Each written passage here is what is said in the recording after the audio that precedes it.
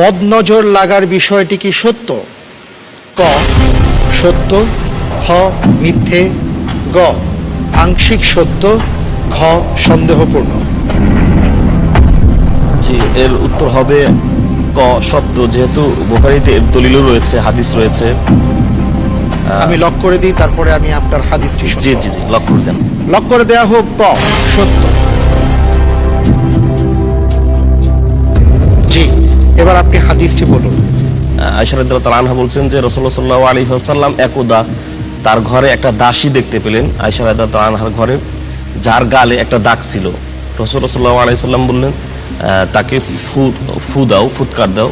অর্থাৎ ফুৎকার বলতে এখানে ঝাড় ফুঁক দাও, কারণ তার সাথে বদনজর লেগে আছে। ফাইন্না লাহা বিহা আন-নাজরা। আচ্ছা, মাশাআল্লাহ। আপনি যে উত্তরটি দিয়েছেন, আপনার উত্তরটি সঠিক হয়েছে। আলহামদুলিল্লাহ।